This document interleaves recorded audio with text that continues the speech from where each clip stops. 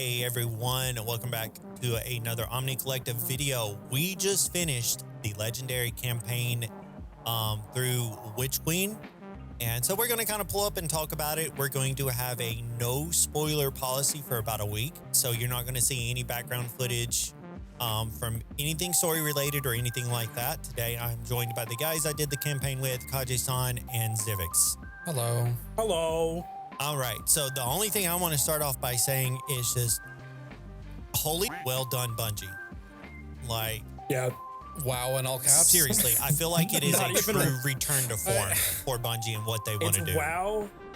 It's WoW with a period. Like a lowercase WoW with a period. Just WoW. Like that was. It's not like pure excitement. It's like, what did I just experience? I'm going to need to take a few minutes to kind of figure out what's going on. Like, I'm such a skeptical of Destiny over the last probably say 2.5 years. I honestly give this a 10 out of 10. This was a really nice return back into what made Destiny Destiny. In terms of campaign, because my opinion is going to also weigh into the end game of it, but in terms of campaign, best DLC we've ever had. That campaign beat Taken King out of the water. No questions asked. It's definitely my number one. Yeah, easily. I'm very happy with the way it played out, and I'm just excited for more. I honestly have not had this much fun playing a video game in a very long time. And that's the honest truth. Like, it was perfectly challenging. For us, it didn't really get challenging as like a play group till the last couple of missions. That's when we could feel the challenge happening with Legendary. Most of the time, yeah, the enemies are a little tougher. You might die here or there more than you would in a normal like story difficulty campaign. But honestly, it didn't really start feeling difficult till towards the very end when things started ramping up. What are your guys' thoughts on the difficulty? Perfect. It was Absolutely perfect. very challenging. It definitely made us have to rethink a few things and, keep trying. But other than that, it felt really good. I think that in terms of difficulty, that was just the right level of challenge, without it being loaded by champions like that. Yeah, it didn't feel impossible. Like how Nightfalls used to feel in Destiny 1, to me at least, without having the challenge of champions added to it, which to me, I feel like champions are getting boring a little bit. So having a hard content that doesn't have champions associated with it was very refreshing. It really felt like what old Nightfalls used to feel like in Destiny 2 when we would stack the modifier card as hard as we could. Like, that's honestly what it felt like. And I had a blast. Like, there was times I genuinely had a smile on my face again while playing Destiny 2. And there was just the right amount of holy what is going on missions. And so, like, the lore that we had, the drops, like the reveals, just wild. And it made sense to everybody that, like, you could be a brand new player and know maybe a little bit about Destiny. Like, someone could give you a very TLDR about, like, who Guardians are, what the Traveler is, who the Darkness is, and who the Hive are. And then that would make you would get in there and make total sense. Definitely, I agree. I feel like they did very good balancing new storytelling, but also revisiting old events from the lore while going through the campaign. You didn't feel like it was just shoehorned in, hey, here is a story from the past. It all like logically connected together storytelling wise, which is very impressive to pull off. Yeah. Especially considering like a lot of the final steps of all of this was happening during COVID. It tied in very well. Also, let's talk about how good those servers launched. It was the smoothest I've ever seen it. The smoothest I've seen a game launch in 2022, in 2021. Except for you getting dicked over on your RNG again. That was my fault. That was my fault. For those of you guys who didn't watch stream, I have bad RNG in terms of getting in a queue and not being the last one in my fire team. And it's happened the past like 4 DLCs. So, speaking of champions and bloating, what felt like most of Destiny 2 the last year or however long champions have been in? A couple years. This is not a spoiler for anybody, But let's talk about fighting the Hive Guardians. I honestly felt like that was such a good challenge. And the way it was presented very well, that there was several moments while we were playing through the campaign that we literally would butt pucker, we would dive behind corners, or we would scream, oh, run, when we heard a super go off from one of them. Yeah. The fact that I had to rush and just make sure you're on top of that Hive Guardian to make sure it doesn't revive itself was a different experience from what I can even just spit out of my mouth. I honestly think that this was the perfect DLC to revamp Void, with the fact that now everyone had suppressor grenades and like suppression capabilities.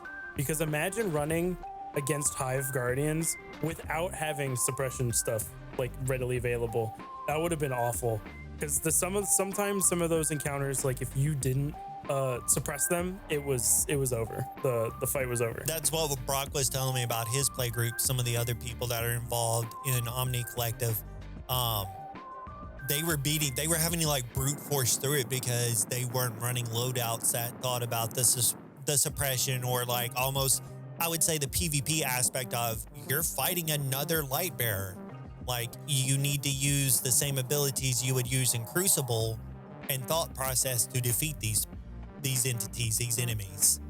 And that was nice. That was a good change of pace of, hey, just click on dude's head, go on.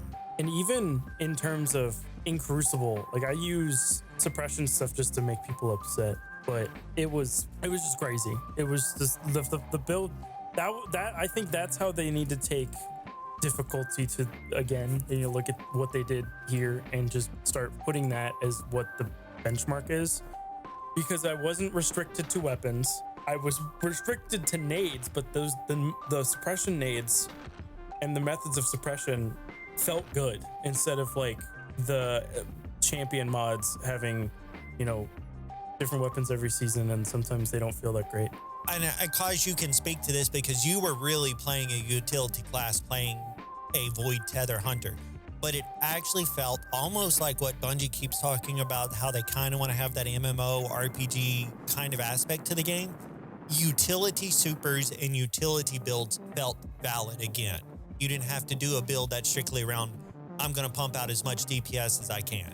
I know, it felt really good. I was using a Tether Hunter with the, I can't remember what the grenade is called, but it's the one that pulls in enemies. Vortex grenade. Yeah, it was the Vortex grenade. But it felt really good to get the whole group in, to get them all cornered to one spot where we could suppress them properly, especially with those Hive Guardians. We're not going to spoil anything because we want y'all to be loot whores like us and just experience all of the amazing stuff that is in Witch Queen. But holy the guns. Just guns. Just like, hey, you want a gun? Here's your gun.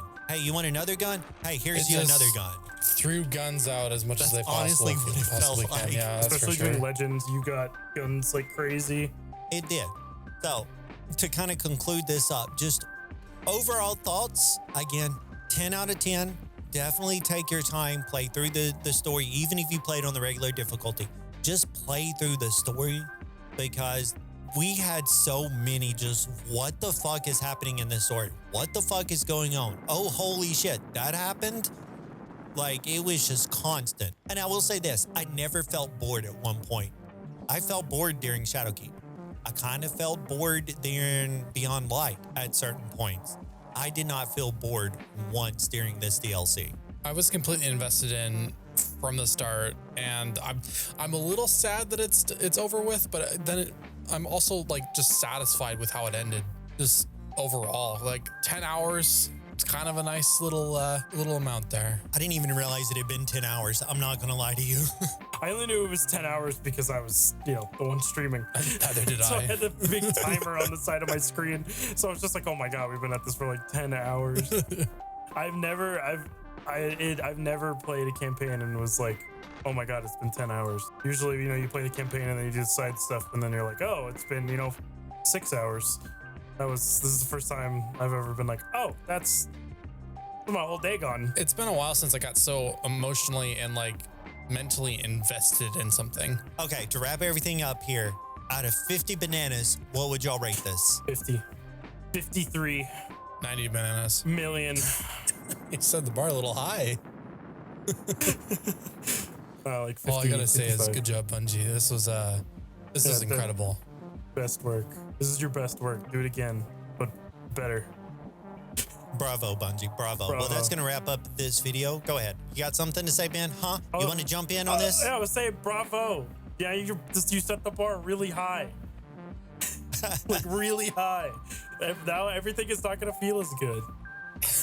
You better hope Bungie brings it with Lightfall and the DLC, after that. I hope they bring it. I really do. But we're going to go ahead and wrap up this video because we got a crap ton more videos to edit for y'all. There's going to be a ton coming out through the week. But until then, make sure you hit that subscribe button and that bell to get notified every time we release a video. And we'll see everybody in the next video. Bye-bye. Bye-bye. Bye-bye.